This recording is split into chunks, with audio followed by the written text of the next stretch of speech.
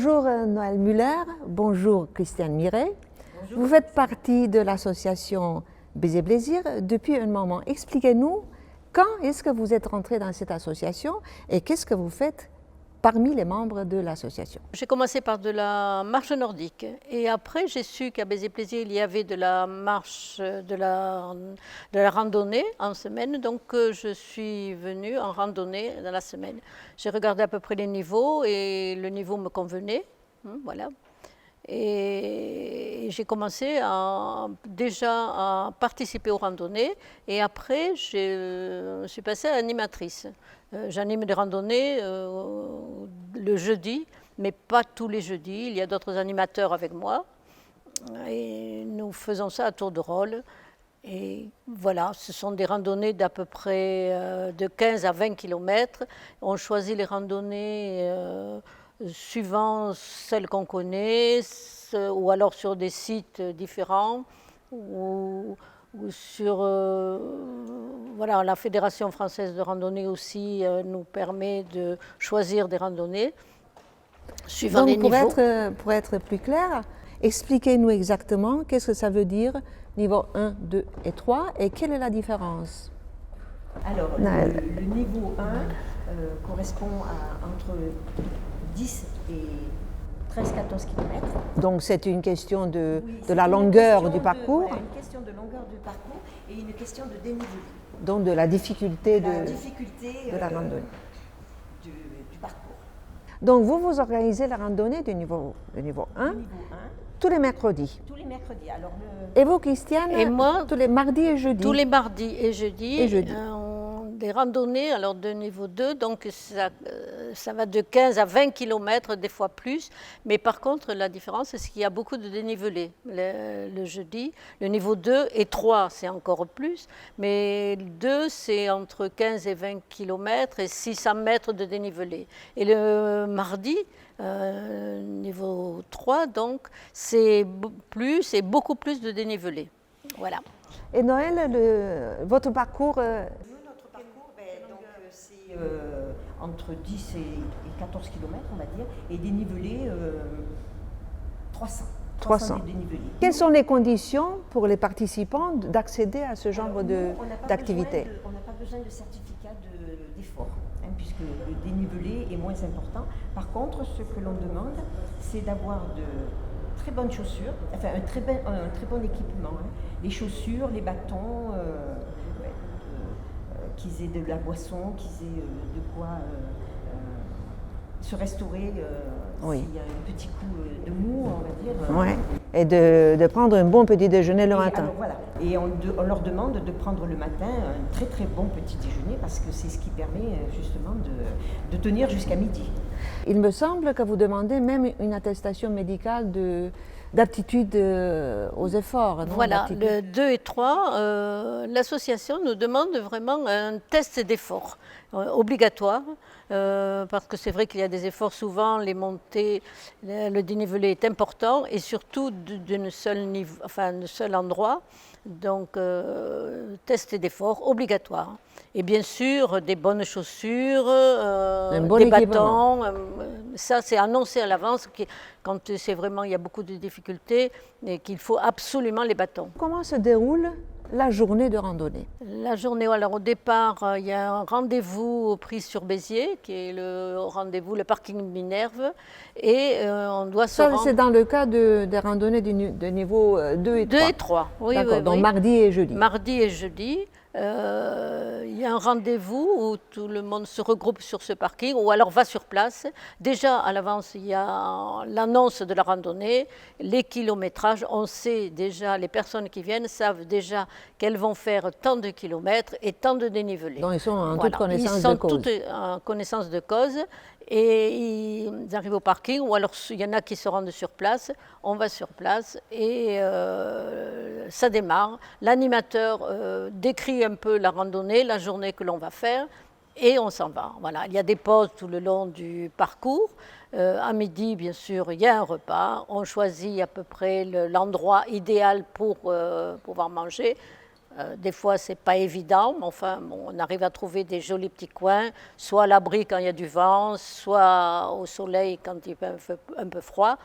Et nous, on prend un petit casse-croûte à midi, enfin casse-croûte qui est des fois assez important, pour pouvoir reprendre l'après-midi. Voilà. Voilà ça comment dure déroule. combien de temps ça dure cette randonnée assez difficile à faire? Ah oui, ça dépend. Alors si on compte les moments de repas, c'est 5-6 heures, peut-être plus. Hein, ça dépend de la longueur ou comment. S'il y a des impératifs sur le trajet, des fois il y a quelqu'un qui a oublié son bâton, qui s'arrête ou qui s'est fait mal un peu, qu'il faut faire soigner les petits bobos. Mais enfin bon, c'est environ 5 heures au total, quoi, en comprenant le repas. Et dans votre cas, Noël, comment ça se nous, passe? Nous, c'est le mercredi, donc on a rendez-vous au petit casino vers 9h15. On forme le covoiturage et on s'en va à 9h30 sur le lieu. Et donc, quand on arrive sur place, on regarde si tout le monde est là, déjà. Et puis on s'en va. Et donc, de temps en temps, nous avons le groupe se scinde en deux pour que ceux qui sont un petit peu plus acquéris puissent faire 2, 3 ou 4 kilomètres de plus et un petit peu plus de dénivelé. Et on se regroupe à midi pour partager le repas. Donc c'est le moment de convivialité. Voilà, c'est le moment de convivialité où justement, alors moi en général je prends 1 heure pour que justement on puisse discuter avec les uns, voir. À la fin de randonnée, est-ce qu'il y a quelqu'un, premièrement, est-ce qu'il y a quelqu'un qui prend des photos? Oui, alors justement, on a une personne qui s'appelle Roseline et qui prend des photos, donc tout le temps du parcours. Et le soir, elle fait un montage qu'elle envoie, je pense, à Georges et qui, lui, le diffuse pour que tout le monde puisse avoir des souvenirs de cette magnifique journée. Combien de participants avez-vous? Alors ça dépend, on peut en avoir une vingtaine. C'est les mêmes toujours ou ça change Ça change. Ça change suivant la difficulté de la randonnée, c'est pas les mêmes personnes. Voilà. Et sinon, oui, c'est une quarantaine en général. Et vous? Le nombre de participants, ça tourne aussi, ça dépend des randonnées que c'est, suivant la difficulté. Ça va l'autre jour, nous étions 13, mais ça peut aller, régulièrement, on est à 20, 25, des fois 30. Vous vous connaissez très bien entre vous, donc. On se connaît très bien entre nous, plus ou moins, bien sûr, des petits groupes, mais tout le monde se connaît, hein, tout le monde. Et c'est quand même convivial. Il y a la randonnée, c'est bien, la marche et tout, mais on se retrouve et c'est des randonnées et des journées qui sont conviviales et on a hâte toutes les semaines d'aller retrouver les participants parce que c'est des journées très, très agréables. Quelle est la plus belle randonnée que vous avez faite, qui vous est restée dans la mémoire? Pour moi, ce serait pratiquement toutes, parce que justement, on choisit les randonnées en fonction du lieu, en fonction de ce que vous avez fait déjà, peut-être que vous connaissez mieux. Aussi la découverte du patrimoine, des sites géographiques, on va historiques. aussi bien au bord de la mer qu'à la campagne, qu'à la montagne, que des sites on va voir aussi des cirques archéologiques. On est allé sur des sites de volcans, on a marché sur des pierres volcaniques, enfin des trucs. C'est très. Quel message vous transmettez, vous les deux, transmettez à tous ceux qui nous regardent? De venir découvrir la randonnée, au moins d'essayer, parce que ce sont des journées, comme je vous ai dit tout à l'heure, qui sont très, très, très agréables, très conviviales. Il y a la marche, bien sûr, mais on fait attention à tous ceux, lorsqu'il y en a un qui est fatigué, on va plus doucement, on ralentit le rythme. On aide, il y a beaucoup d'entraide entre nous, voilà. Et c'est une journée magnifique. Enfin, à part de découvrir les sites, le Larzac, le Caroux, tout ça, mais il y a aussi la convivialité, encore une fois. Donc on fait la randonnée, on regarde quand même si tout le monde suit, on fait des arrêts, on fait des pauses boire, on fait, voilà.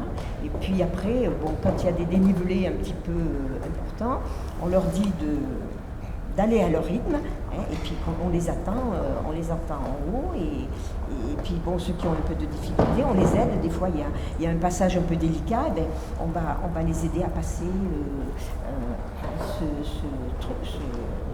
ce passage, et puis après, voilà, on repart. Ça repart.